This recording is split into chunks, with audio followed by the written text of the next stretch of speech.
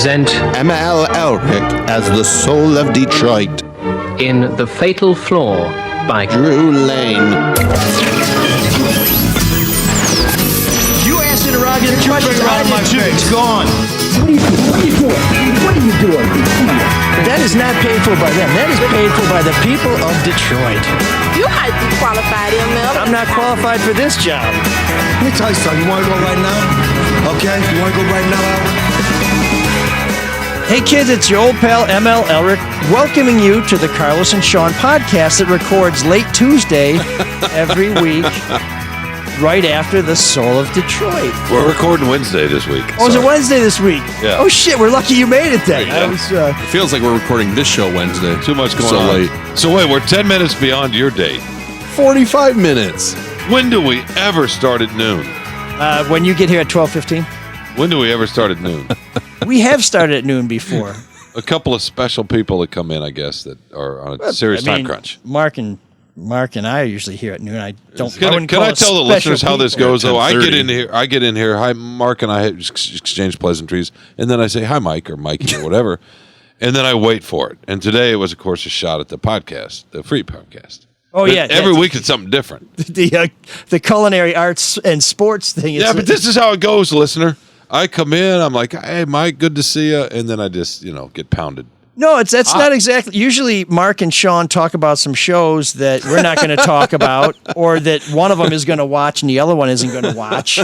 And then I sit here and say, we got to go. And then we have a guest who says, why did I agree to do this? And I said, no, it's okay because of all the snacks in the green room, which right now consist of just because you can't a bunch of cigarette butts. You can't participate in current pop culture. That's okay. Hey, oh, by the way, before I forget, we have to set the record straight. Listener Eric is upset that I said Bob Odenkirk died on Better Call Saul. He did. He died on the set, and they brought him back. Yeah. And it was amazing because apparently somebody who was returning a defibrillator had it and ran to the car to get it, and they were able to spark him, and he was out for a while. But he did die. I mean, they were mad. He did die. When they heard it, they thought he was still dead. Yeah, oh, sorry, not a spoiler. I haven't watched any of season 6, so I don't know. Although I think through osmosis, I know that Howard died. He didn't so now die. I'm going to start watching. Well, we can't say he died. He did die. No, His Bob heart stopped. Odenkirk died. Saul didn't die. So we have Bob a listener Odenkirk who took died. it too literally. No, his He's heart alive stopped. now. His heart Oh, stopped. my Lord. Okay. Right? I think Semantics. he would have coded if he was on a but if table. there's a certain amount of time there, if your heart stops long enough, it doesn't matter if it starts beating again, your brain's gone. That's when you die, right? Thanks, doctor. So technically, Doctor. So I got to go back over my show notes because almost every show it says Shawn was dead for half an hour. You're saying that technically your heart had just stopped. That's the golden window. I was a medical writer for a long time, and used to deal with this kind of stuff. Wait, when were you a medical writer? In Alabama. Okay. Really? How long were you in Alabama? Almost 6 years. That sounds miserable writing that was a about. long time? No, it was great. I used to hang out in operating rooms and watch surgeries. Oh, sounds like a blast. Yeah, no, it was really interesting. So I know a guy, fantastic. Watch heart transplants, that kind of thing. Oh, well, that's cool. Watch brain surgery. He's a salesman, but he sits in on surgeries. I did a story on those guys. Yeah, because I guess they do it because they want to make sure that the device is being properly. Absolutely, because they're usually new at that point, right? And usually what happens is a salesman comes in because the doctor performing the procedures never worked with that particular device or whatever. Like I saw that in a total knee one time. So if I'm on the table and I see a salesman walk in, I should probably be thinking twice, right? Because that means I'm the guinea pig. Well, no, I mean, you still have an anesthesiologist in there, a surgeon. They know how to get you open and keep you asleep and keep your heart going and all that. It's just the salesman saying, okay, this device needs to work this way a little bit. Yeah, it's like live training, I guess. There's something weird about a salesman being in on the surgeon. I just put a bed together in East Lansing, and if an anesthesiologist and a doctor was watching me put this bed together, they'd be like, this dude's going to die. Well, I will admit, when it was always the vibe that a salesman brings into the OR is a little bit different, but sometimes surgeons have, especially orthopods, have kind of a vibe like that, right? Well, this guy's an amazing hockey player. His dad was a doctor. He got into this medical sales thing. They're jocks. And they sit in there and they do this. And I really like him, but whenever I see him, we're either playing hockey or we're drinking. And I'm not sitting here thinking this is the dude who's going to figure out how to put my new hip in. Well, there was a pecking order too back then. But think of or specifically orthopedic surgeons, and I'm sure this has changed some. But back in the '90s, when I wrote about this a lot, I always thought of them as kind of like jocks, right? They just had that kind of. This guy was. This guy was an amazing. The way they carried athlete. themselves. Yeah, a lot of times they had been former athletes for sure. Well, sports has a certain amount of swagger. It does. Sales, you have There's to have a that swagger. confidence, a certain amount of. It's a fighter pilot, which I grew up around too. It's a similar kind of vibe. But the brain surgeons, were stop. a little bit grew different. Up around fighter pilots too. I did, yeah. You're a military kid, aren't When you? you're in Germany. Well, that and my stepfather flew, yeah. Was a Did test you ever pilot with meet Chuck the Yeager. Red Baron? He was? Yeah. Really? Yeah. Did he use AC Delcos? No, he wasn't a big fan of Yeager. Really? Why? You more of a guys have all seen the Sambuca right.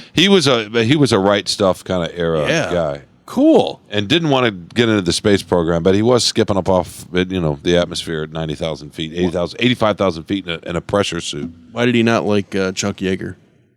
He thought too much of himself. He thought he liked himself a little bit too much. Well, I mean, he should. It's kind of badass. Yeah. But they're not all like that, Wow, you should come in late more often. That's more interesting shit than we've had the last 3 years.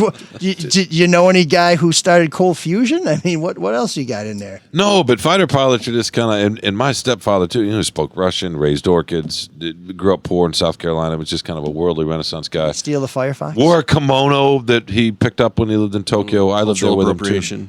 And did not close the kimono. I was at just night. going to ask, did it have a... So you can imagine that picture, right? What is he, No, I Marlon prefer Brando? not. He's sitting there on the couch with an open kimono and nothing on. He didn't believe in underwear.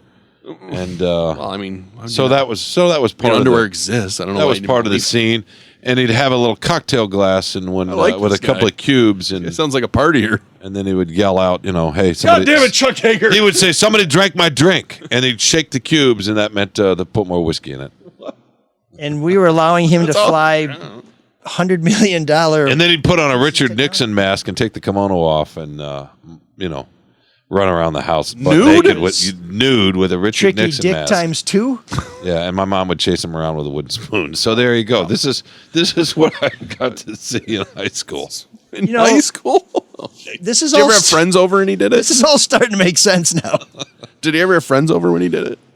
Yeah, occasionally. Because he was drunk, right? Well, is that an excuse? I don't know. Maybe not.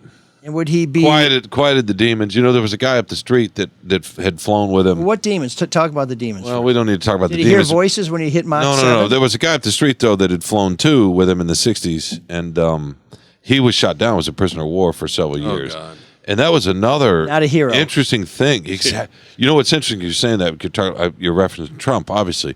Oh, But even was I? among fighter pilots, Randy used to sort of lord that over fellow fighter pilots. He's like, well, I never got shot down.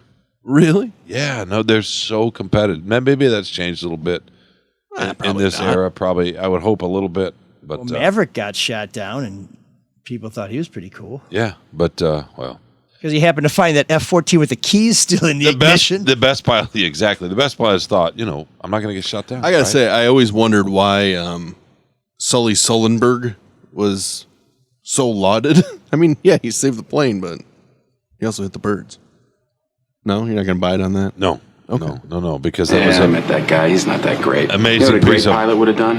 Not hit the birds. That's what I do every day. Not hit birds. Where's my ticket to the Grammys? Okay, maybe I was just setting up a drop. No, that's great. That's great. But no, it was amazing. One of piece the fun. longer drops in Drew and Mike. No, I heard all the stories growing up. Yeah, losing power and 35,000 feet in the dark and all that sort of stuff. Yeah. Losing power, would you jump start it? I mean, how do you get it going again? Or do you Well, he did just get it started up, but he just had shoot and pray story for after goose? story after story. Driving around in a Jaguar in Morocco in the '60s. On a leave and all sorts of Damn.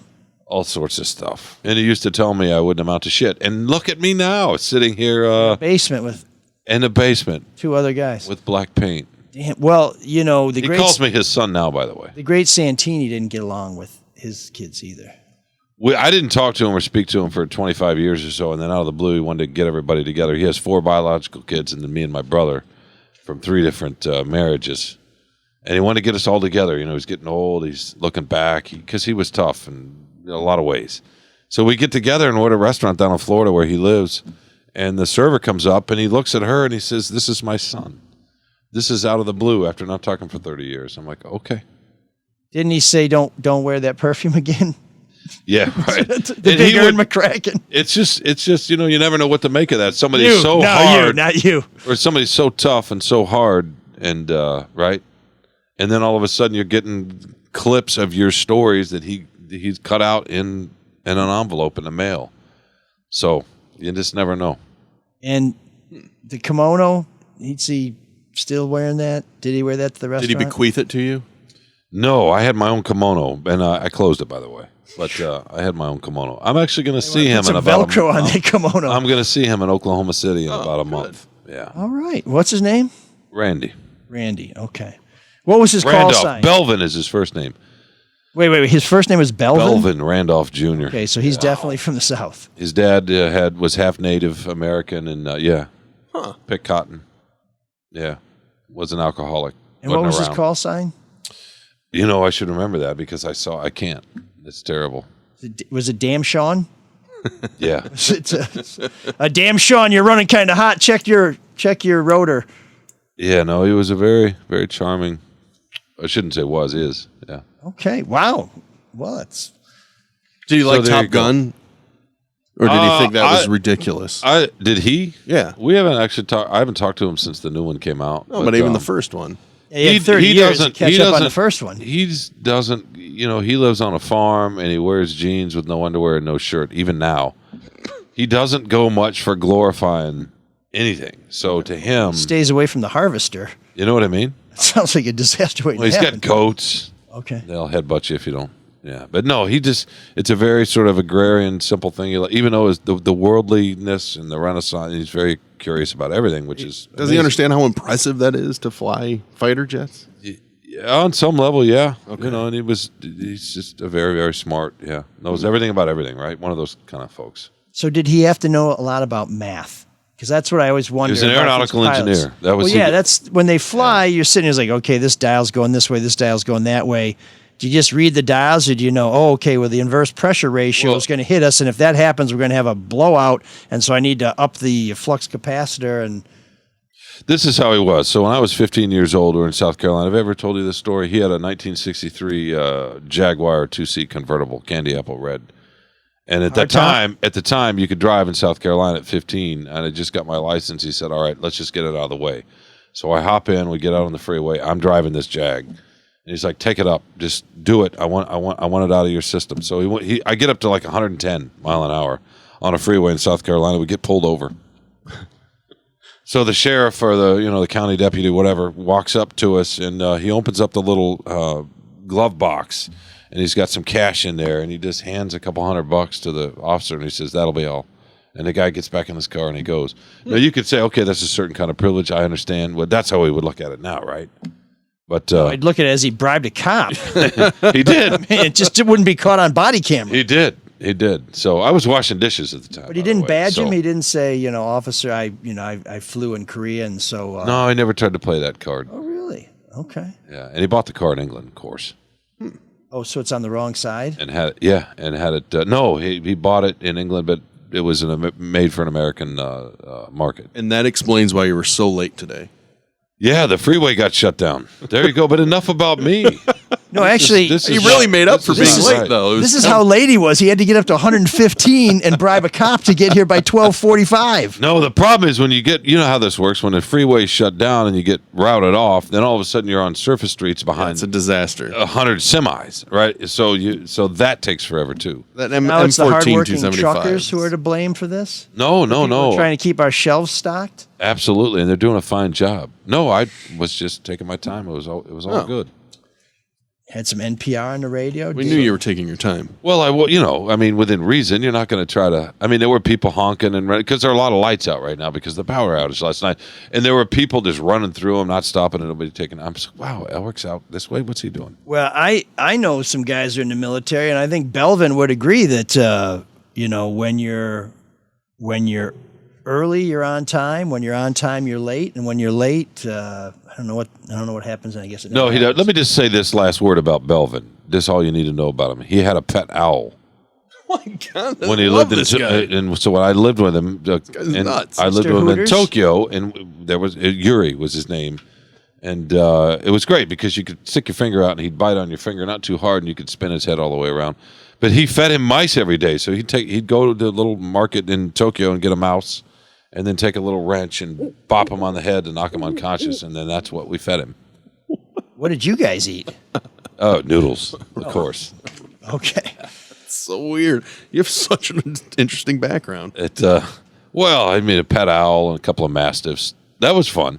You know what a mastiff is, right? Yeah, like a bull, like Dude, the dog. The big 200-pound dog, right? I mean, we had two of them, Liesel and Paws, and I would take them for a walk on a street, you know, right? And I was 6'2" at 14, and with those dogs, and the sea of people would just part for me, and here comes this blonde-headed, skinny 6'2" kid. Yeah. I'd like to see that picture. The weight of the world has got Shawn down to 5'8" now. My spine is shrinking. Blonde hair's gone. My spine, well, all the hair's gone. My spine is definitely shrinking. Damn. It is for you too, Mark. No, I know. It happens Those to calves everybody. can only hold up so much. It happens to everybody, right? Yeah, are you still 6'6"? Are you I'm still getting 6'6", taller because Mike? I'm proud to be with these two gentlemen. And I don't mind if Belvin knows it. But if he gets mass stiff with that kimono open, there's going to be a problem. Yeah, no. Yeah, it was a little bit different from my brother, but yeah. He lived with him a lot longer than I did, so, had to threaten to kick his ass, that kind of thing. No, fun. You have to have your brother on the show. Yeah, no, he He's a doesn't. vet now, right? He is. Okay. He is. He specializes in owls and Owls and mastiffs. mastiffs. One of the weirder practices around, but he does very well. Yeah, he'd go catch a snapping turtle out back and make my mom make soup out of it, that kind of thing. Oh, my God. Save the cooking for the sports podcast, okay? Save the recipes for Carlos and Shawn. So much to mine with Shawn. I never expected any of this. Jeez. Well, anyways, we're on the Soul of Detroit. That's brought to you by another former fighter pilot, Luke Nowacki, who's got nerves of steel. He can fly into anywhere and come out alive. No, terrible transition. That was your setup? Oh, no, I'll take it as a transition. I thought it was It's tough beautiful. to compete with a friggin' owl named Yuri who can turn his head around and make snapping turtle soup. It'll also help your investments reach the sky Hey! or to the moon, right? There we Isn't go. that what they say with some of your investments? I was trying to think of the line from David Bowie where he said he took it's from the much underappreciated. God, oh boy, now you're losing it. yeah, I know. Let's But it just was talk about Elmer. He Luke. said he took a Top Gun pilot. He made him fly through a hole until he grew real small, and then it was the one that had Glass Spider. It came out. You know what you could do? You 85. could probably call Sorry. Luke Nowacki Yeah. at 248-663-4748 and ask him. Maybe he knows about that, but while I you're don't talking think so. to I think him, he's too busy keeping an eye on your investments. yeah, because you got to have a goal in mind when you're going to invest, right? You don't know what's going to happen in the market. That's Luke's job. He's the one to figure all that out. But you can give it a complimentary consultation with Luke Nowacki right now, 248-663-4748. Or go on the website. You can just click on the link we have on mlsolodetroit.com. It'll take you right to his website because you got to have a plan when it comes to your finances. Don't get caught off guard. Give Luke a shot. Because when you call Luke, he'll make it all about you. Securities and investment advisory services offered through Royal Alliance Associates Inc. Member FINRA SIPC. Royal Alliance Associates Inc. is separately owned, and other entities and/or marketing names, products, or services referenced here are independent of Royal Alliance Associates Inc. But if you want to keep your feet on the ground Keep reaching for the stars. and your head in the clouds and your money in your pocket, our friend David Hall can do it. That's right. Hall Financial. Call hallfirst.com or give them a call at 866-CALL-HALL. They have so many little things you can take advantage of right now, like the Buy Smart program, where you can receive credit towards a down payment, or you can even get a cash-out refinance, put it back into your house because your home value has just shot up in the past year. Just give them a call. See what they can do for you. Once again, 866-CALL-HALL. It's 866-CALL-HALL. Or go to callhallfirst.com and get a 5-star certified pre-approval. That's another thing you can do there. Lots of stuff. Check it out. Callhallfirst.com. So the album I was thinking of with David Bowie Oh, this again. was Never Let Me Down, and it was actually a great album. It came out in '87. Time Will Crawl is the song I was thinking of. We're not going to play it today. We have some Blondie in room 7609. which if you're listening to the full audio podcast, you always get room 7609. So if you're watching us on YouTube, you may want to check out the full audio download sometime. We drop off before we play the music because, oh, damn, look at Belvin. Put that on camera. That's a fine looking man. I don't know if it'll show up. Hold it up to the clearly relative by marriage only. But That's pretty cool. But if you're watching us on YouTube, you get to see Belvin, which is... My dad was in the service too, so there you go. Is that how they met? My mom and my dad. I'm not going Just there. let it slide. I was letting that lay there. So she had a thing for men in uniform, eh? Yeah. Well, he built his own television, you know what I mean? So Belvin. Belvin did? Yeah. And had a remote back. They had a remote with HBO it. Max? You know what I'm talking about? Was this like one of these Like that the you size of an ordered? old portable cassette recorder. That's Yeah, how I big remember those those. remotes were. Yeah. Yeah. It was an American company. I can't remember the name of it. Zenith? Not Finger. No. What was the one? But there was a company where you could buy kits to build Yeah, and radios you built and stuff like that. and you built the television. Yeah. Yeah, he built it, and he just okay. Damn. Can we have Belvin on the show? I know. He sounds fascinating. He's a great storyteller. It'd be a good bonding opportunity between him and his son Shawn. We have Belvin in here, and we're going to have to impose a dress code, of course. So let me tell you this last thing. He and my mom were separated for 28, until she died. So almost 30 years. Isn't that something? They stayed married all those years. They stayed separated for almost 30 years. Why did they? I don't want to get too. Yeah, no. It's Why did just- they separate? You don't hear that. What was the reason that? Because she got sick of all these giant remote controls all over the damn house and owl shit or owl pellets. It's a long story. Yeah. Okay. Maybe for some other time. Let's get When Belvin. there are no in. microphones. That's usually when you talk about the bear. Oh, God. He No, doesn't we do like have it. microphones for that. Don't even mention that. Mark doesn't like the bear. It's terrible. Just give it a chance. I did. It was terrible. You I hated didn't. it. You got I hated through every 10 second of minutes. it. Yeah, because everyone was yelling. I didn't like it. You didn't. You don't want to know anything about who produces your food. What and is the cooks bear? food. Carlos told me the bear is a golf course in Traverse City. Oh, yeah. Carlos has been writing a lot about golf lately. Writes a lot about golf. People like golf. People not named ML really get into golf. Yeah. But okay, so different bear. It's a TV show. Why do you like it so much? Because I cooked, right? Yeah. Professionally. It sort of captures that. And the characters are great. And you just got to get past some of the, it's like, did you guys ever watch Fleabag? Yes, love Fleabag. No. We watched the first 10, 15 minutes of Fleabag and my wife's It's in your face right away. My wife's like, oh, I don't know if I can handle that. I think So we stopped. I think the first conversation is about anal sex, Yeah. isn't it? Yeah. And we stopped. And then a month later, we gave it another shot. And then she was, of course, hooked like everybody, right? Yeah, well, that's how I feel with, do you guys, I know ML. Why am I even talking to him? I should ask you. Game of Thrones, did you ever watch that? I have not. My son says it's, he binged it during the pandemic, I guess. Is he watching House of Dragons? He is. Does he like it? So far. Okay. Do you? I'm kind of like, I have no idea what's going on. One of those things, because I don't know who anybody is. But I just know how good the Game of Thrones were, so I will let this development and character setup happen for, a few episodes. But they always say, like, if you're in a movie and the movie sucks for the first 30 minutes, it's not going to get any better. Like, that's a pretty good rule of thumb. Oh, interesting. And that's kind of how I felt about The Bear. I just hated that first episode. But the it's not going to Does get that any apply better. to With the- podcasts? Yeah, right. Yeah, But no, with it does. With the TV good. show, though, so much is explanatory at first, right? I mean, they're setting up everything. So some shows do that better than others and then get going. Just don't have that. I don't know. There's so many options out there now. You got to grab people in the first 10 minutes, first 15 minutes. You're It's right. just a really hard thing to do. I mean, we just finished watching a series. It's almost Hallmarky by British standards a little bit called McDonald and Dodds. Just a lighthearted detective show takes place in Bath, England. So Let me guess. There's a quirky PC, and then there's a DCI who's kind of DCI, listen to you. Yeah, that's great. You got all the lingo down. I did read about is it Reign of Thrones or Thrones? Yeah, close enough. Sitting on the thrones or Is whatever. that worth watching? Did you see it, Mike? No, I didn't watch it. I didn't watch the first one. I either. haven't seen it either. But, Is it worth it, Mark? yes, it's fantastic.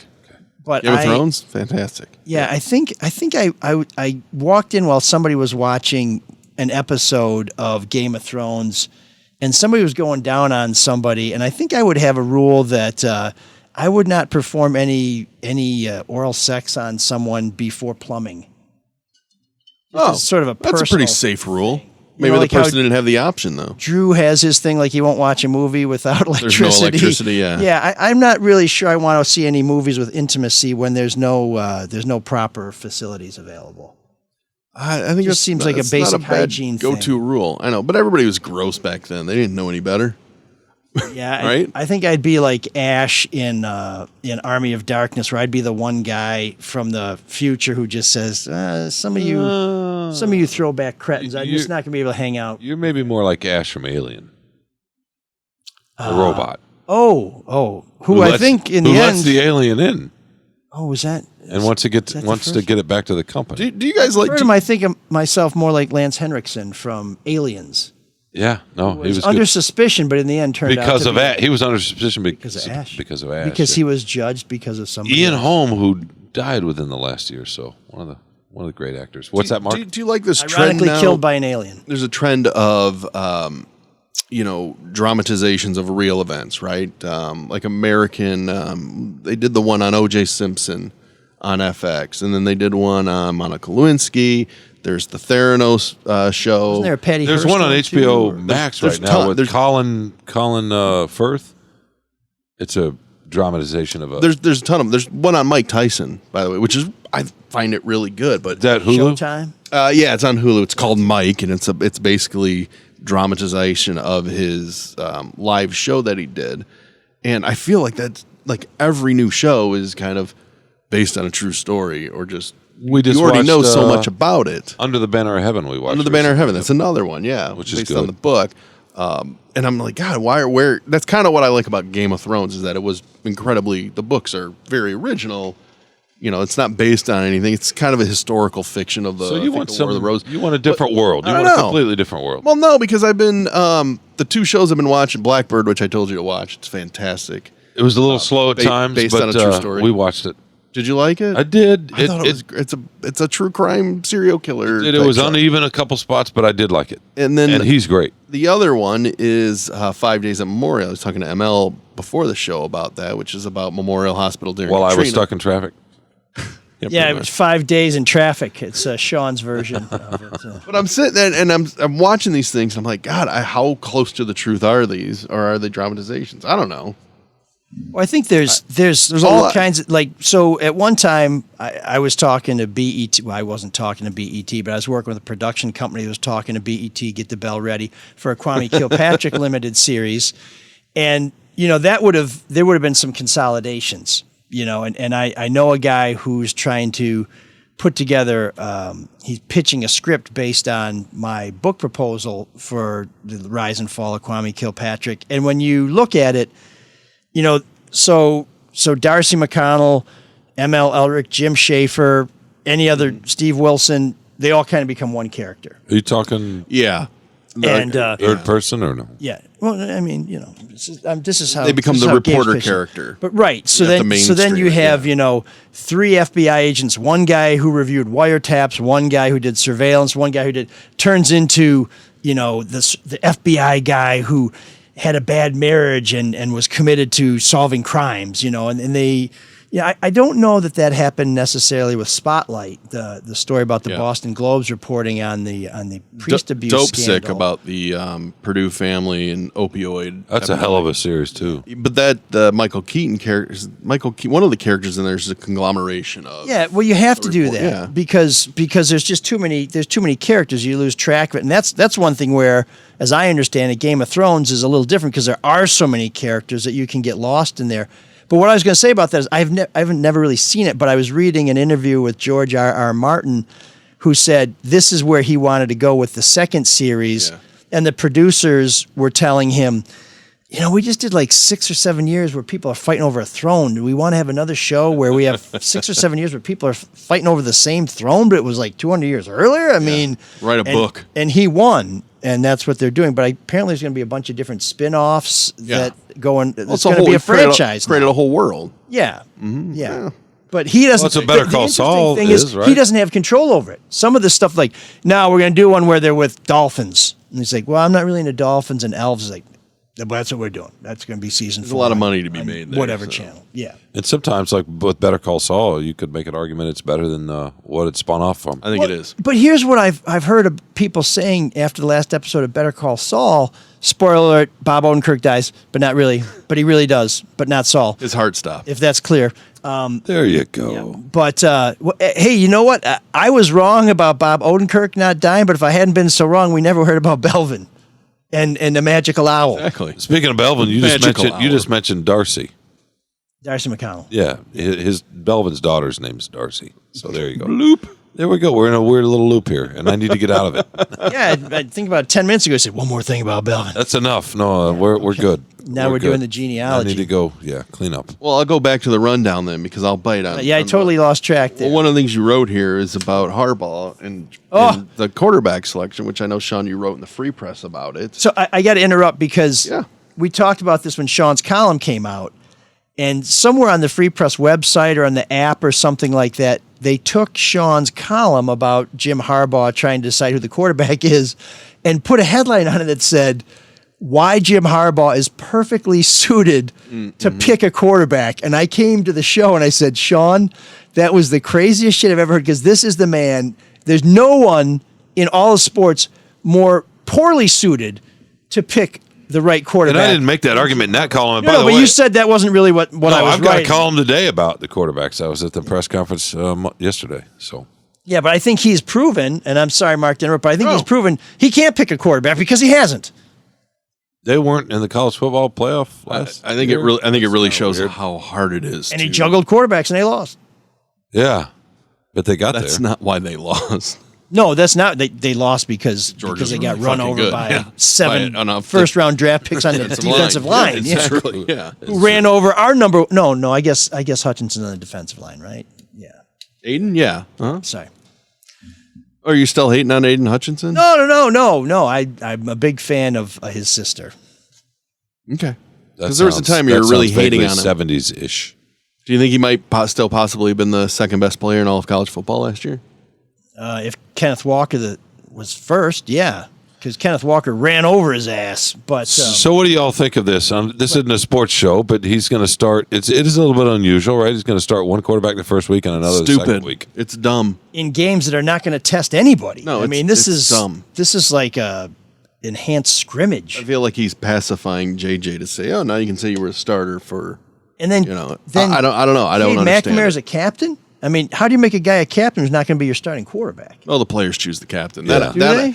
Yeah, I mean, Walter Smith was a captain when he was out for the whole year. Yeah, the players choose. I mean, that's the captain. I would push back a little bit on. Forget about the opponent for a second. It's still this is easy to dismiss from these chairs and from any fan's chair. Really, there's still 100,000 people in that stadium.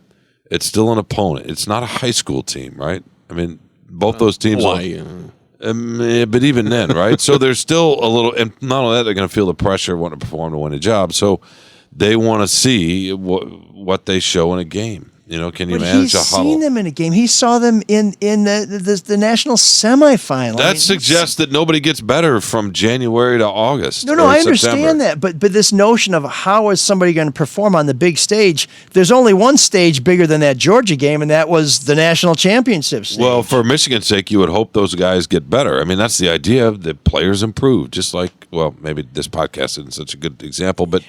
No, you made leaps and bounds today. I mean, you're riding Belvin right into the clouds. Oh, I just took off like a rocket ship. Why do you think he's doing it? Why do I think? For a few reasons. I don't think he can figure it out. I don't think that's ridiculous. So I go back to my point. This is not the guy to figure out who's going to. I really think that in some ways it's not any more complicated than that. He denies that there's an ulterior motive. He was asked yesterday, "Is this because of the transfer portal?" Future or even future recruiting, right? Are you going to go to another 5-star quarterback and say, hey, come to Michigan? I'm like, yeah, but you got the lower-rated guy who's the gamer and manages the huddle well and doesn't throw picks. How am I going to beat him out?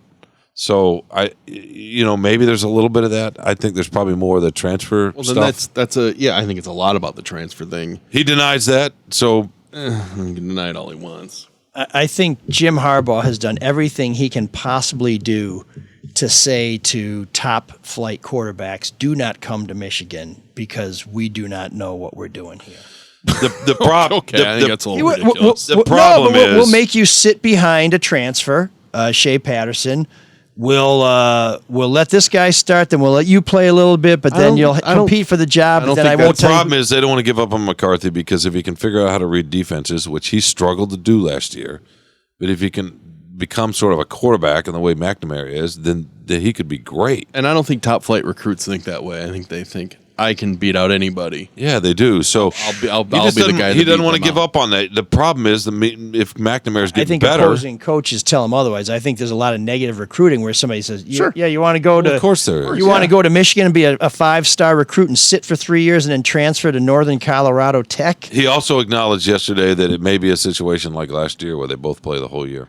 I think that's pretty much what it's going to be unless McNamara is just. McNamara should be the starter. Period. Where has that ever worked? But he turns the ball over a little bit too. Well, the first equation cost him the Michigan State game. McNamara did, yeah. No, JJ did on the interception. McCarthy. Yeah, no, it should. McNamara, look what he did for him last year. Period. What cost him the Michigan State game was that bad fumble call against Peyton Thorne when the greatest football player ever. That wasn't who's ridiculous. got a beautiful daughter, It was a her sister. ridiculous call. Not sure what they do. Doesn't in matter. that. It doesn't matter. I think the season worked out just fine. But it's a lot like Tom Brady and Drew Henson. And that didn't work out either. McNamara is probably not Brady. Huh? But it is very similar. Probably not. You guys remember those days, right? You remember what happened? Remember him well. Henson was more mobile. He could extend plays. He had a bigger arm. They were afraid he was going to leave for a different reason. And they were trying to keep him happy also, again, for future recruiting. It wasn't the social media scene. The transfer portal wasn't there. You had to sit out a year back in those days. But Brady'd get out on the field, and the team would move the ball, and people would be like, how's that happening? They didn't understand it in some level, right? Because Brady didn't have the measurables, the cliched kind of measurables. Well, and it was confusing to people. Oh, here got this guy who looks like him. The way Henson looked like he looked the part. Of course, Brady did too a little bit, but he was skinnier back then. Didn't they screw around with Brian Greasy and somebody too when he was there? Dreisbach. He bounced in and out, and I just listen until. But this is the great thing about college football is that there's no preseason. I mean, this is close to a preseason you're getting with Colorado State and Hawaii. Yeah, and they'll probably roll both teams, and the numbers are going to look great, but the coaches are going to have to figure stuff out. Unless it turns out Vanderbilt really is the greatest football program ever, like their coach said, because it was awful. You got to consider the rest of the team too, the locker room. I mean, and coaches might dismiss that publicly, but they are fully aware of that privately. You can't lose the team because the players know. Yeah, right? well, that's why I think this gets even more complicated when you have the players pick one of these two guys as a captain. The locker room has sent some sort of message there. How do you ignore those guys on the team? They love McNamara, right? Yeah. How do you ignore them when you say, well, and I don't know anything about McCarthy, but it kind of brings me back to Connor Cook, who's the best college quarterback this state has produced in like 50 years. He was from Ohio. And they didn't, no, I mean the college programs. Oh, okay. And they didn't make him a captain. He was not well regarded by his teammates. Right, at because all. that was a weird thing there. But the guy pounded the rock in. He got him in keyholes. They respected him. I mean, that often doesn't work when a quarterback is that kind of despised. But sometimes it does. It's like Justin Verlander really with the Tigers. Yeah. Was Connor Cook despised? I don't know about despised, but he was not highly regarded by his teammates. No. Really? He was he was difficult. How about that? Let's just be. That's a very nice way to put it, based on stories. Yeah. Yeah. Oh damn. Okay. Well, no, I mean, come on. I'm sure you've heard things too. I just heard he was the greatest quarterback in Michigan State's history. He could put the ball in the window, but that's why it didn't translate to the NFL, did it? Even though he had an NFL arm. No, but I'll tell you what, I think that Maryland game where he hurt his shoulder, he never recovered from that. I never saw him throw the ball like that again. He had one heave against Iowa when they absolutely needed it in that Big Ten championship game, and I just don't think he could wing it like that. No, and against Alabama, he was not himself, no. No, I think something happened. They weren't going to win that game, but yeah, he wasn't himself. Yeah, I think something happened, and I don't think he ever got it back. But going back to Michigan, you would hope that Cade McNamara, because he is this captain and this leader, would be okay with this decision. Be like, all right, this is the healthy competition that we like having. Let's duke it out, and this is how we're going to do it. I'm not nuts about it. It seems more confusing. But after these two games, if he says JJ's the guy or Cade's the guy, and we have packages for the other players, then look. college football, you win. That's the final. Are you result. excited for this season as a Michigan fan? Sure. Yeah. Are No, you? I mean, I'm just excited college football's back. Are you, Mike, excited for the season as a Michigan State fan? Absolutely. I think Michigan fans are going to have a great season. It's going to be one of the greatest 10-2 seasons in Michigan history. And I think the Spartans, if they can figure out their running back situation and maybe stop people from throwing 75 passes a game, 76 of which get completed, I think we're going to have a hell of a team. And I can't wait to get up there on Friday night. Mark, I don't know if you're going to the Michigan game or not, but I'll be at both. we're going up Friday night, and that's going to be fantastic. You're going to be at both. I am. Working that Route 23 Yeah. corridor? Yeah. Okay. Hopefully it'll not be closed. Oh, Yeah. you may want to leave early. You may want to try caring about that job. Belvin would have been there on time. Of course, he also traveled at Mach 1, so he got a little bit of an excuse there. As long as his head doesn't hit the canopy, he'll be here at the microphone. All right, last story about Belvin. Okay, fine. Yeah, we dragged it out of you. I know. The Belvin show. The scene in the original Top Gun, and I think they played, they may have referenced it or did a little something in the Maverick edition too, but in the scene in the original Top Gun where he buzzes the captain. Tower? Or the admiral. It's not the, it buzzes the tower. I'm trying to remember. Was it It was in both. Was it at a base or was it on a carrier when he did it? I can't a remember. base. In the first one, it was on the base. It was Miramar, yeah. In the movie, it was on the carrier, I think. Yes. In the remake. Yeah. First movie, by the way, written by Jim Cash and Spartans. There. Randy used to do that. Oh, he did? Yeah, and sometimes when he would be away on a mission for a while. Randy's Belvin, for those of you listening. His first marriage, and he was at I'm trying to remember if it was in North Carolina, Seymour Johnson. It was some base, wherever he was at. And he'd be away for a while. He'd come back, and he'd buzz his wife on the base housing at 500 feet at whatever, pushing the speed of sound to let her know. Get the soup ready. Yeah, get supper ready to let her know. But he got in trouble actually a little bit because he buzzed the tower. Damn, that's pretty cool. So that actually. And you said Seymour Johnson was the name of the. Is that what he called the kimono, that was the name of the Air Force base? No, that was the name of the Air Force base. I'm mistaken. That's actually where my brother was born. Okay, on Seymour Johnson. I wasn't sure for a minute there what's going on with old Belv, but anyway. certainly applies in both situations. Yeah, no, I care greatly about this podcast, but a shutdown freeway is a shutdown freeway. What are you going to do? Oh man, the geeks have inherited the earth. Did I do that? What a dork. Does him wanting to play with us again mean that he's turning into a geek, or we're turning into cool guys? What? What happened to Blondie? We'll get to Blondie We're later. into that. Look at your rundown. We'll get to Blondie later, but I do want to get to our Geek of the Week because there's a new Batgirl movie, but you're never going to see it. Even though Michael Keaton comes back as the Bat, Brendan Fraser is the villain, and J.K. Simmons, the pride of Detroit, plays Commissioner Gordon. But guess what? After $90 million and the movie just about being done, the CEO of Warner Brothers Discovery, a gentleman named David Zaslav, has pulled the plug. He's ordered the film shelved, and it will not be completed or released to the public. The speculation is that the new merger between Warner Brothers and Discovery cost so much money, $3 billion, that this fine film that stars so many people were eager to see. I don't know who's playing the Batgirl. Are we sure it's such a fine film, though, too? Well, the speculation is that it's not because of a quality issue, because there have been some sort of underground screenings where, if you know the right person, you might be able to see a version of it. Mm-hmm. But it's being pulled because they need a tax write-off. This is not an unusual device. I mean, companies have done this before. They've buried shows that they've paid for because they can get the write-off that you'll never see. Yeah, but you got these are some A-list stars. Michael Keaton comes back as Batman. You think people aren't going to want to go see that? But if it's terrible, they don't want to lose the money on it. So, my first thought was, why not just put it on one of your streaming services? But this is where it gets interesting. Yeah, that write-off means more to them than any potential streamers they would get from it. Exactly. It's the same reason why they tried to sell and why they did shut down the Charlestown Chiefs instead of selling them, because the owner wanted a tax write-off, and it pissed off Paul Newman like you couldn't believe, and he was right. He was right to be wrong about that. So because this is really more about taxes than about, well, I mean, and just think about You're right, it is. these people who worked on the film, who put so much of their time and talent into it. It's just like, yeah, sorry, we're never going to show it to anybody. So They got paid.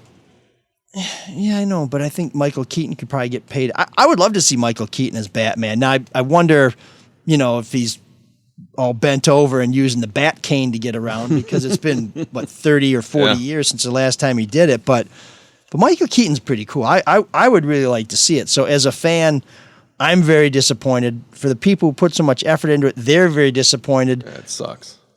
And the real reason why they're not doing it is because they want, or I should say, we understand the reason why. It's because they want the tax rate. So our Geek of the Week is the U.S. government for allowing another mega merger that shows no consideration and no concern for the good people of our great nation.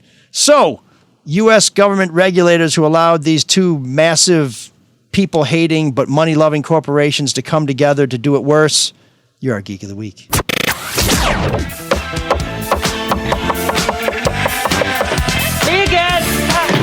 There's an all-night party in room 7609.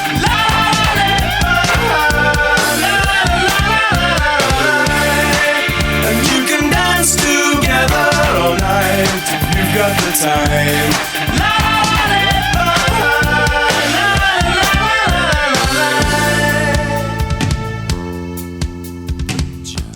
So earlier this summer, Ticketmaster was doing one of those $25 concert things, get a ticket to a show, $25.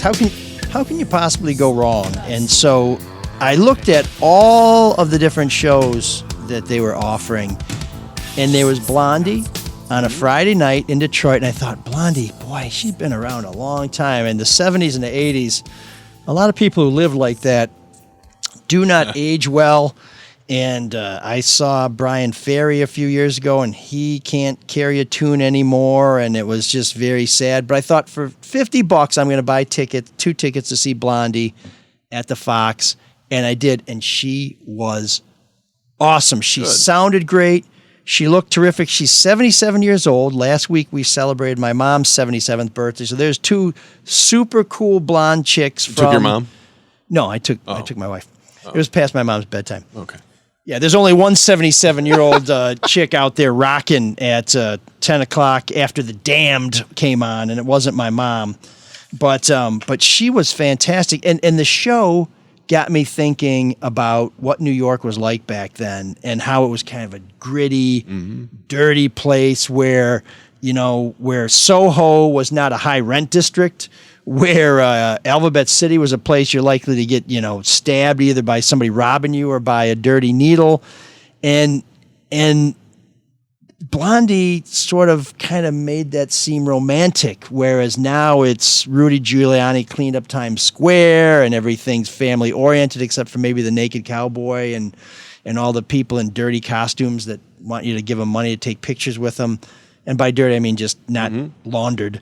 And it got me thinking about Detroit, when Detroit, which was dirty more recently than New York, was more of a, you better know where you're going place downtown. And I just, before we get to Blondie Atomic, am I crazy to sort of be wistful for that era when things were a little grungier? Yeah. Okay. I think. I don't know. You want it to be, I guess there's certain parts that are still dangerous, but you want it to be the way it was? Well, you were younger, you had fun. That's why I think it's romanticized. Yeah, so I don't miss, all-day Swedish erotica theaters in Times Square, which I remember seeing when I was there in high school. And I don't miss the really creepy little porn theaters and burlesque dance places on Woodward Avenue in Detroit that were also there when I was in high school and then a few years after that. But it did feel to me like if you knew your way around, you could have a great time. And it was almost like you were in on a secret, like you were cool if you could figure out where to go back then in New York and in Detroit. And now it's just, those places still have to exist. Everything's great. Maybe you're just not right? cool anymore. You don't know what they are. I mean, people romanticize ridiculous notions I've ever heard in my life. But the no, Wild that's West entirely gets possible. romanticized, and I would think that would be awful. I don't want to go back. Oh, to yeah. I don't want to go back to living that way. But it gets romanticized because it's not the way it is anymore. Oh, so there was a great scene in Supernatural where the Winchester brothers go back in time, and Dean, who's really into the Old West, dresses up in all the get up, and he goes into this saloon, and they look at him and they say, "Nice shirt, dude." He's like, "Wait, this is authentic." And like, whatever. And he says, "I'd like a shot of your top shelf whiskey." And they say, "We only got one shelf, son." And then the prettiest girl in town, who also worked at the saloon, comes up to him and he's like, "Hey," and he goes, "Oh, hey, jacked up brown teeth, not the most hygienic in the world, bit of a skin condition and all that other stuff." Yeah, so he was very romanticizing the Old West. Yeah, it wasn't gross. as great. But that wasn't what, I mean, Detroit, we had plumbing. I mean, it was not just about plumbing. They had multiple shelves of whiskey in the bars. I mean, the Shelter used to have $5 all you could drink on Thursdays, and I think the Majestic had $5 all you could drink on Tuesday or Wednesday, which may not be the best way to rehydrate, but they had great music. It just felt like it wasn't like Disney. So you don't like progress? Oh, I don't think anybody would say downtown Detroit is like Disney. Boy, No. I don't think it is either. No, not at all. You went to Detroit from True Romance, the beginning of True Romance. That was shot in Detroit, right? So. I think that was the only thing that was shot in Detroit, and a couple of shots of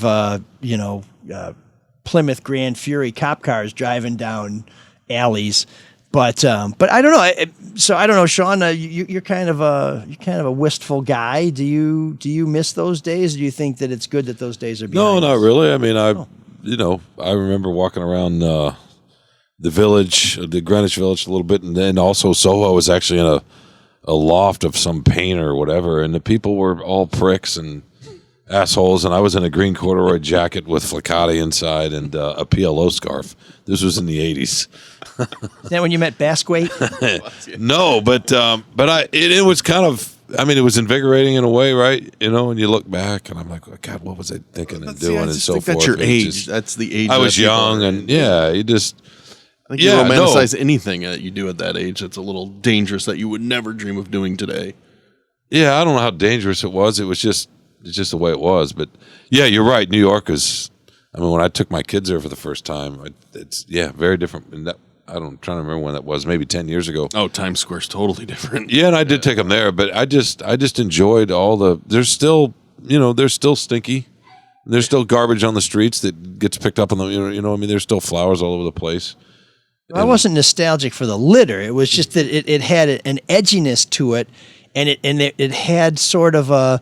The pricing's the problem, right? Like it's you can't. Manhattan is not affordable for 99% of the people living in the country. So that's. Oh yeah, no. I mean, I'm sure there's lots of coffee shops, So and a lot of that places. part of it, yes. Yeah. That part of it, yes. Let's take a look at Detroit. Some of the things that I've always loved about Detroit are still there. The City Club is still there. St. Andrews is still there. Nemo's is still there. Those places are still there. Nancy Whiskey, a lot of great places. Lafayette. Yes. Is still there. Yes. And still American, feels like Coney Island. kind of yeah. But places like 1515 Broadway, which was a coffee shop and a performance space, now that's high end realty. There's a boutique hotel. And Green there. Dot is a hipster slider place. Bill McGraw, the great former Free Press journalist who wrote the Detroit Almanac, among other things, took a bunch of us to lunch one day at the Green Dot when it was the Green Dot. It's some kind of old school lunch place. Yeah. Well, don't take anything away from the Green Dot, because the Green Dot, they haven't changed anything with the decor. No, of the Green Dot, but the crowd and the food. Well, so every once in a while, me and a couple other reporters would meet there, and it always looked like a place where cops went to take a payoff. I mean, I'm not romanticizing it at all. Like I'm just saying Copland. those are the kind of places that you right. But before that, Green Dot was a place, particularly before 9/11, where how the theme is like horses. That's where the harness racers from Windsor would go and drink in Detroit, because you used to be able to come across the bridge. In fact, when I was an intern at the Free Press, I stayed at the student apartments at the University of Windsor. I could get from Huron Church Road, which is just across the Ambassador Bridge, to the front door of the free press in like 10 or 15 minutes. Do you remember this in the early 2000s? You can't do that anymore. Even after 9/11, we would go over to Windsor for lunch. Yeah, of course. We go to Tunnel Barbecue or wherever. We go to a great Chinese place. And people would go get dim sum over there. Yeah, it was fantastic. And God, I haven't been over to Windsor and when's the last time you were in Windsor? God, well, COVID, I mean, Before pretty much ruined that, right? I haven't been there in probably 15 years, I'd bet. COVID ruined it, 9/11 ruined it. You know, it's just harder to cross the border. Yeah. Well, I don't want to belabor the point. I was watching Blondie and I just thought, boy, I kind of miss those days. But I also am just glad. miss your youth, right? That's what it is. All it No, is. because I haven't aged. But Yeah, right. Well, you do still have your hair. I do miss spending more than $5 for all I can drink. But Blondie, for a blast from the past and for still just being fantastic, we welcome you to room 7609 with an underappreciated Blondie hit called Atomic.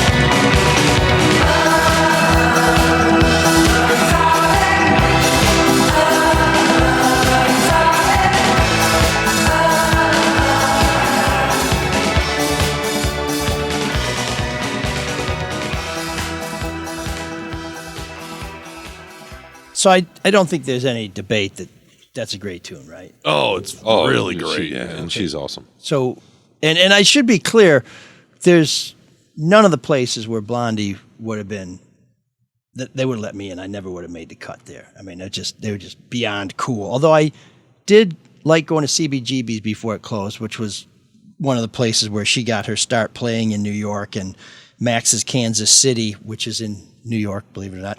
But what a great spot that place was. You know, people know it because of Ramones and just, you know, it was.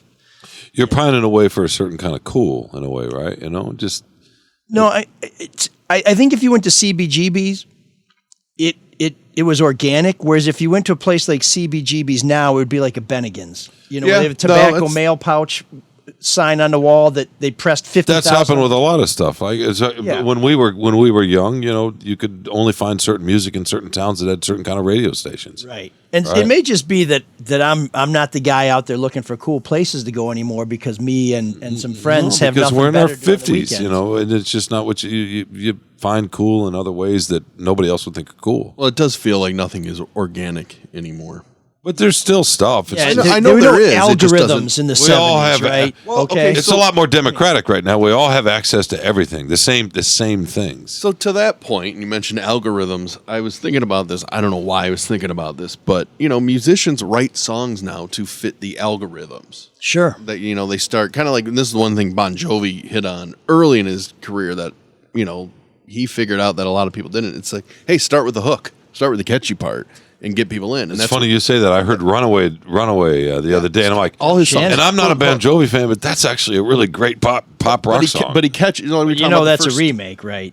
Yeah. Shannon. Yeah, but his version was. Yeah, no, it was good. And I saw him perform it at Hart Plaza in like 1984, and we used to have stuff like that. It's like the Cowboy Junkies version of Lou Reed's song, or the Velvet Underground Sweet Jane song. Yeah. Metallica does a good one too. But we were talking about how shows have to grab you in that first 15 minutes. Songs do that now too. So now you have these artists writing for the algorithm, and people are like, that's terrible. You're writing. We do the same thing. Just to get streamed. But then I'm thinking about it, I'm like, well, there's probably some artists that wrote for their audience before they knew what an algorithm was. We do the same thing. We do it as journalists at the Free Press. Yeah. We have metrics. We are based on subscriptions now. To some degree, the success of our stories, and for better and for worse, it's not perfect.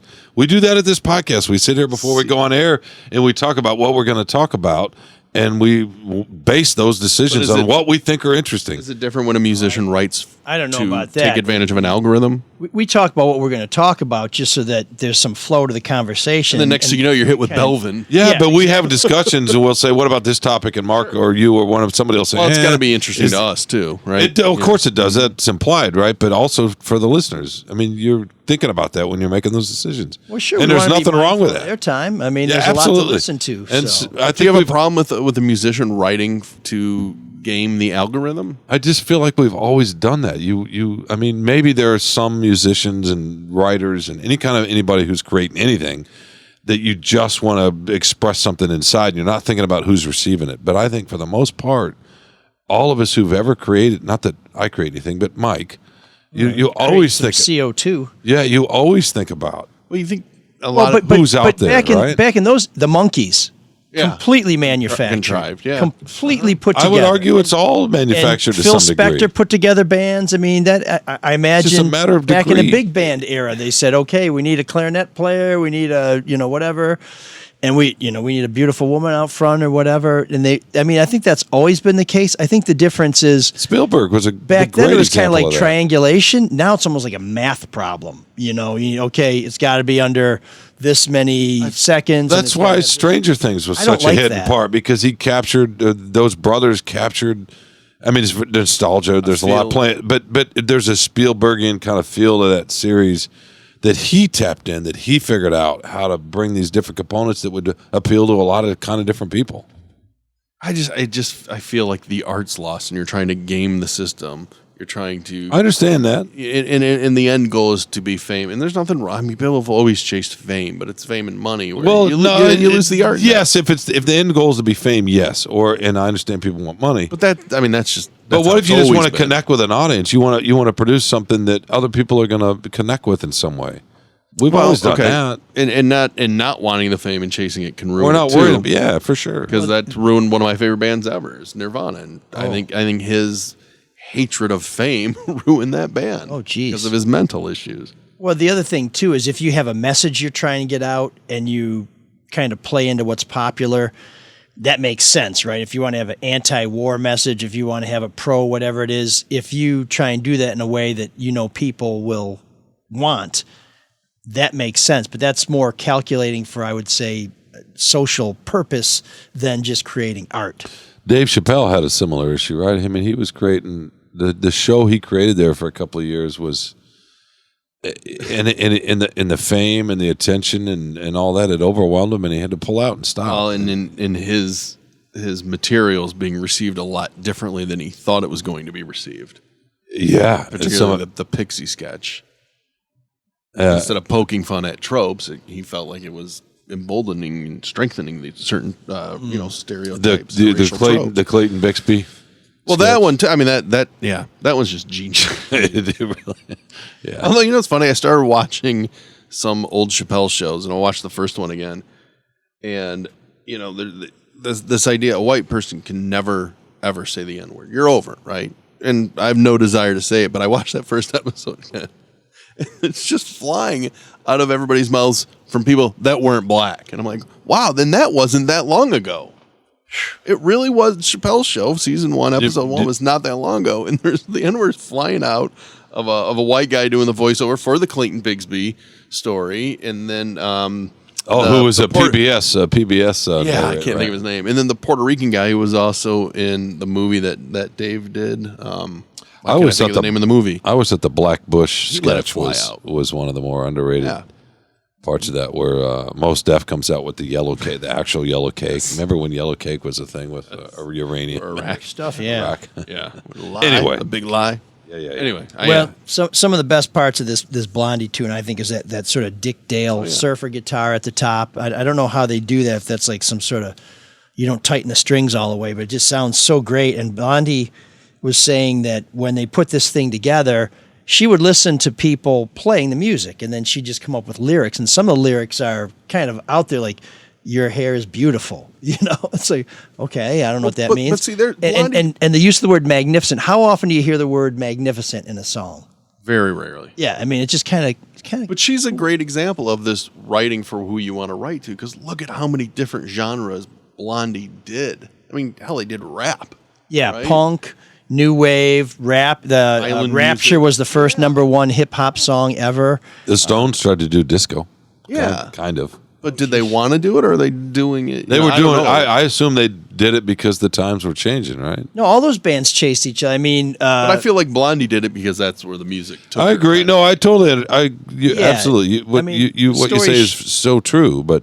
The story she tells is that they used to hang out a lot, and they ran into Fab Five Freddy on the street, and they started hanging out with him, and they kind of got introduced to Grandmaster Flash, and so it was like, oh, this is kind of cool. Let's do a song like this. But she also wasn't always successful, and sometimes these guys, they go in a direction that doesn't take them somewhere, and that's when the record companies say, get back. It's just listening to some of the Brian Wilson story, how he wanted to do all these really way out there things, and he heard Sgt. Pepper, so he had to do Pet Sounds, and then the Rolling Stones they had some crazy, I can't remember what the name of the album is they did, that was their response to Sgt. Pepper. Yeah, it's got a really long name. It's kind of very bizarre. It doesn't sound very Rolling Stones, in fact. But when they're doing the that, USSR, the Beatles did, which was a response to. Is that what you're saying with the Beach Boys, or the other way around? Because they both would emulate. Well, so the Brian Wilson said that, I think he said that that Rubber Soul inspired him to do Pet Sounds, and the Beatles said Pet Sounds inspired them to do Sgt. Pepper, and then the Stones. I mean, everybody's trying to keep up, but while Brian Wilson's trying to do all this really wild stuff, the record company's like, hey, we need girls in cars and surfboards. Go to the malt shop. He's like, I want to explore it. We met the Maharaja. He's like, get to the malt shop. That's the point. That's where art and commerce. And then there's some goober like Mike Love in there who's like, hey, I'm meeting a lot of chicks and making a lot of money. Let's do more malt shop songs. He's like, no, I want to explore the meaning. Did you watch the documentary? No. It's interesting. It deals with all that. Yeah, but now I read a lot about Brian Wilson. Really, but it's no matter where you're going and how big you are, there's always somebody who says, you got to go in this direction. You got to follow the crowd. It's never get in front of the crowd. It's just get in line because this works. And some artists resist. And Blondie, I don't know if it's because she was iconoclastic or whether she set the pace or what, but she was all over the place. And when I was listening to Atomic, which is on, the best of Blondie, so it's not like it was not noticed. But as I was listening to it and I was thinking the lyrics, tonight, I was like, oh, there's got to be a song called Blondie Tonight. There is. I was listening to Atomic and thinking about it. There is a song called by Blondie called Tonight, which I encourage everybody to listen to. It's really cool because it builds, but it never crescendos. It's just got this energy to it, and it just is like a loop as opposed to something that drives and then gets there and then goes back. It's not. It's a cool song. It's not as cool as Atomic, so we can only do one.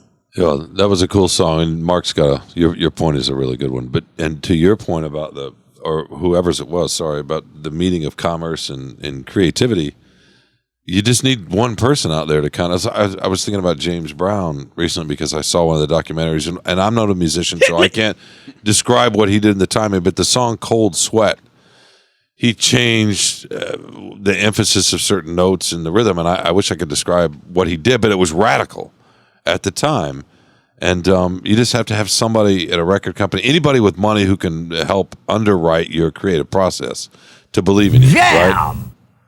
That's the key. Well, there's going back to, and then that's a new thing, and then that becomes times, the thing. People had patrons, right? I'm the one who said you do all. But this. You got to have somebody have the belief, and then that becomes popular, and then everybody else wants that thing, and then you can't deviate from that thing until somebody else comes along and creates something new. Yeah, I don't know where it all came together for Blondie, but started cool, stayed cool, still cool. And if you have something you'd like as a playing room 7609, let us know. We're going to get back to some more dark Cyrus stuff. Oh, wait, no, we got a little bit more here, son. First of all, we have to thank. I'm sorry, I got a heart out. Really good try. Oh, if you got to go. Oh, wow, the guy who's late his heart out. I'm sorry. Great. If you got to go, you can hit you can pull the rip cords. Just don't hit your head on the canopy as you goose out. Yeah, that didn't make any sense. No, but it was enjoyable listening to it. We do want to thank our contributors, including Michael, who sent us a generous donation, along with thanks for introducing him to Mickey Stevenson, who was the first A&R man for Motown Records, who was on the show a month or so ago. Mm-hmm. Hearing about Mickey inspired Michael to buy the books. He says, I never would have found it otherwise, so thank you very much. We appreciate all the donations. You can give those to us at mlsoulofdetroit.com. Just hit the pay button. And we got a lot of correspondence that Shawn doesn't want to get to. So, Shawn, I passed out some letters. Do you want to read your letter? You want me to read all of it? Well, as we said in the pre-flight checklist, take a look at it before I call on you, and you can read the parts that you think are most relevant, or do the whole thing. Dear ML. Oh, starts off strong. Podcast segment idea or Geek of the Week nominee? I would say Geek of the Week. You're just drawing it out now. But since we have already passed that, or both, you decide. Great ML Elric. It actually said that. Did you see that? Is that why you handed that to me? So I'd have to read that? Didn't you have to get somewhere?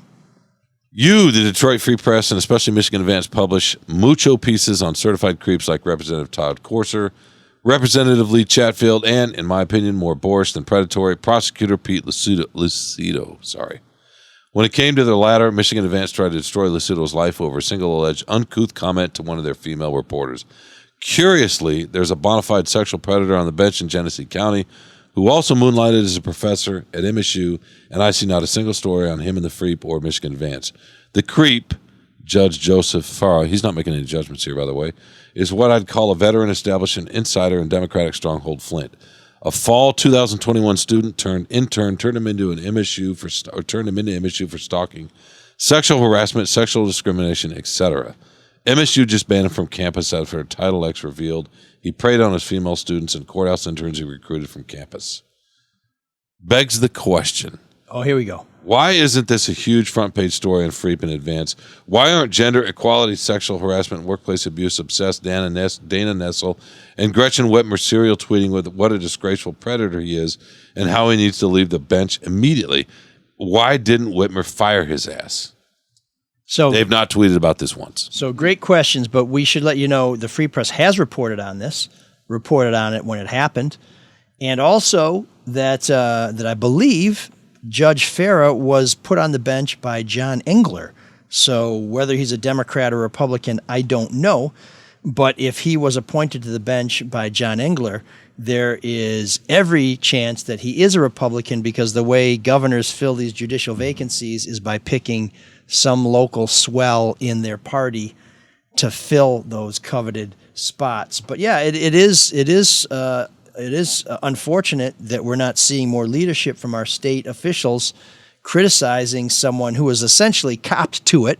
Michigan State found that there was evidence that he had been mistreating women. They didn't verify all the complaints against him, but he basically said, "Hey, you know what? I'm just going to retire this year." And the chief judge in Genesee County said, "We're going to have him work from home and wrap up his docket as opposed to just kicking his ass out." Now, there is a process to do that probably would not be done by the time he retires. So it's not as easy as saying beat it. And I imagine for all the people who have cases pending in that courtroom, to start those matters from scratch would be very, very problematic and burdensome.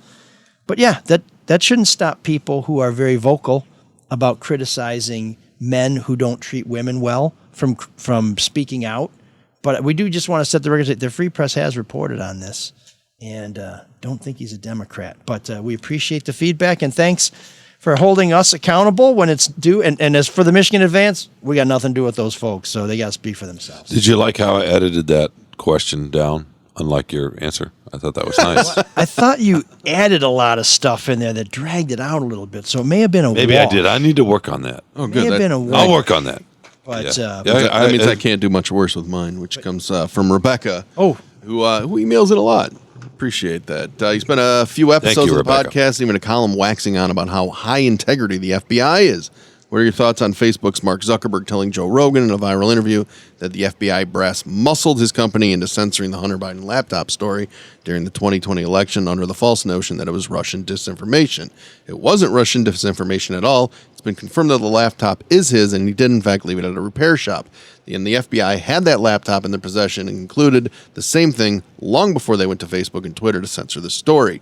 Locally, it reminds me of Whitmer's husband's boat launch story, Memorial Day weekend 2020. I don't know if you recall, but Whitmer's team nearly successfully spiked that story. I know for a fact they tried to get the Free Press and the Detroit News and others to not report that story under the guise that it was a total lie, fake news, and or disinformation. Her team muscled State Senator Tom Barrett to delete his pseudo-viral Facebook post about it under the disinformation threat, and after he did, they used the deletion to bolster their claim to newsrooms and reporters to spike it. But it was not fake news or disinformation. It was 100% true, and the Detroit News was the first major outlet to scoop it statewide. It's pretty chilling how casually the FBI and power in general will lie to big tech and lie to newsrooms to shield themselves and mislead the masses. The FBI are not Boy Scouts. They sound more like a secret police henchman for the ruling class. Whitmer tried similar tactics when LaDuff scooped her private jet trips, yet the same newsrooms still shamelessly bootlick Whitmer. I don't get it.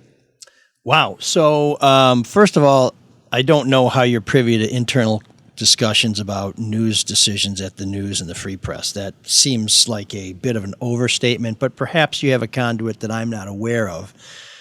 But the Free Press did report on the boat launch thing. The Detroit News did as well. And I don't know whether Whitmer tried to talk people out of it. I'm sure her communications team tried to say it was no big deal. I know they played it off as it was a joke by her husband. Clearly, it was a moment of just terrible misjudgment. And I wish to hell I was writing the On Guard column back then, because I would have weighed in heavily on that, because it's just another episode of somebody acting like they're above the rest of us, which is never acceptable. Tone deaf. She handled it terribly, to play it too. off. Yeah, and she's made other mistakes, like not suspending her head of the health department, who went and violated COVID protocols and took a trip when they're saying you shouldn't be traveling and stuff like that. So, we don't bury that stuff.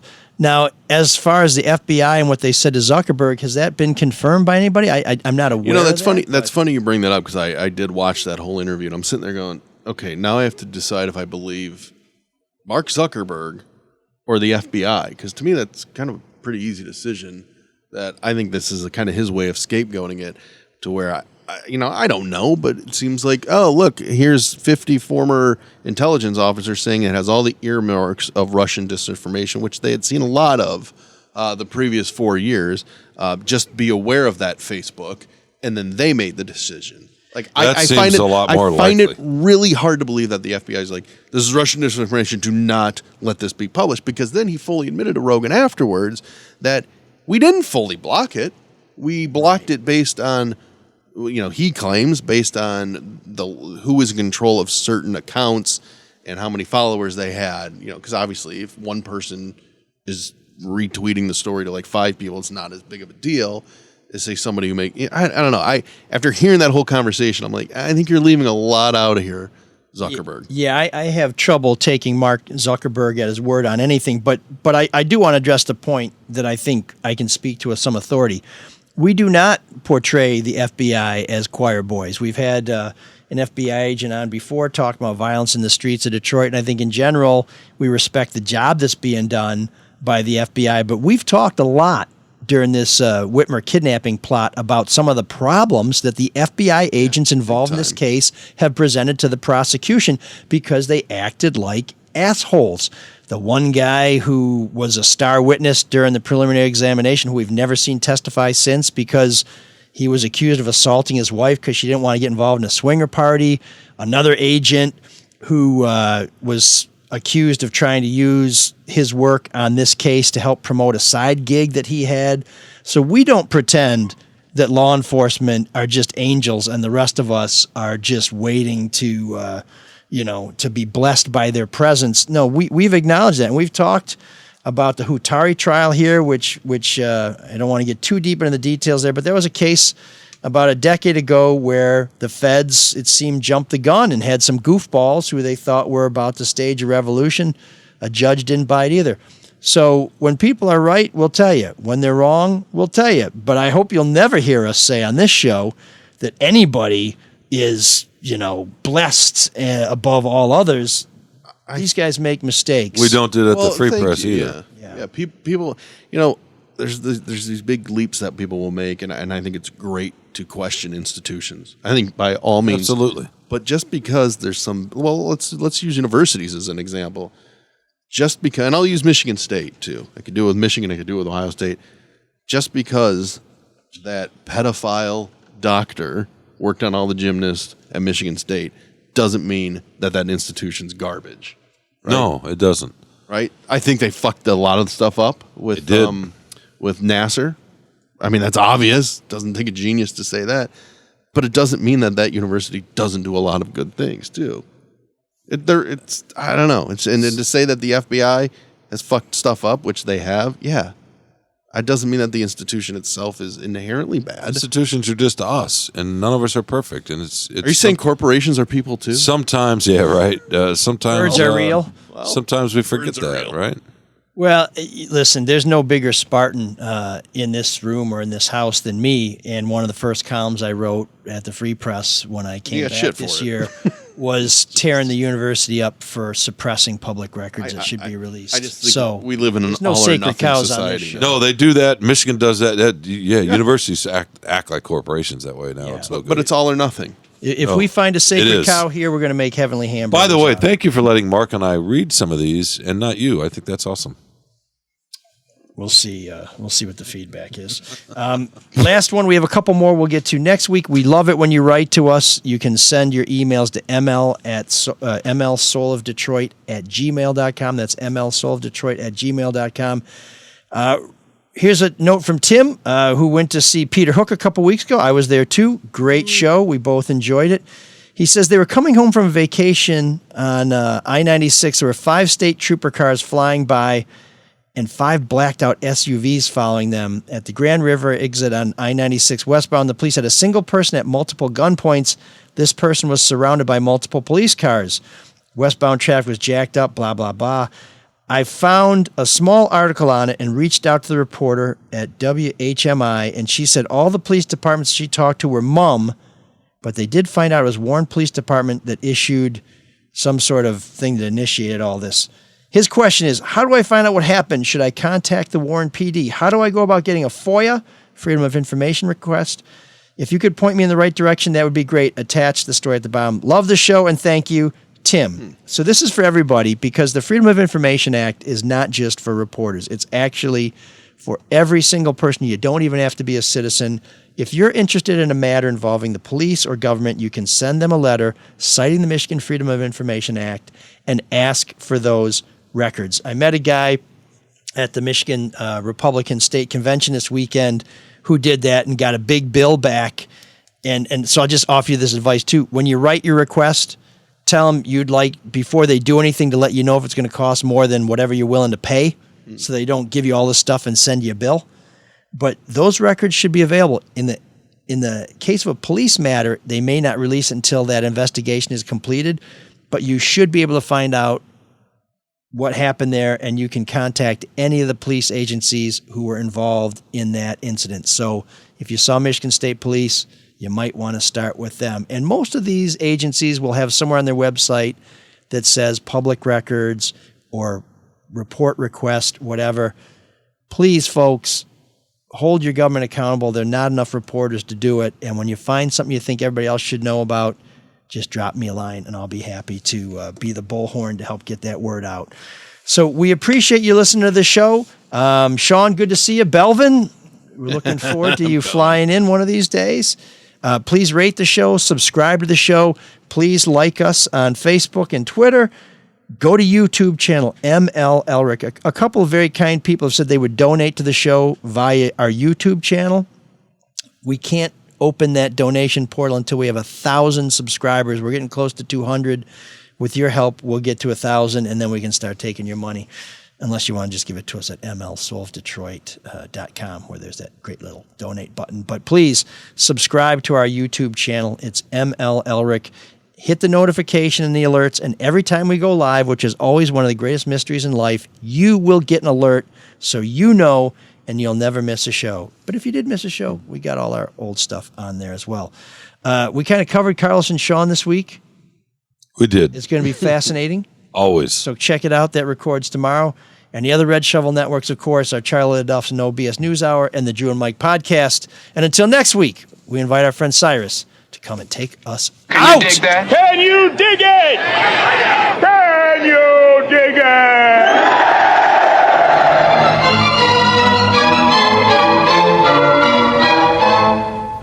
In The Soul of Detroit by ML Elric, the hero was played by ML Elric, and the villain was played by Shawn Windsor. other parts were played by members of the cast. The Soul of Detroit was directed by Marc Fellauer.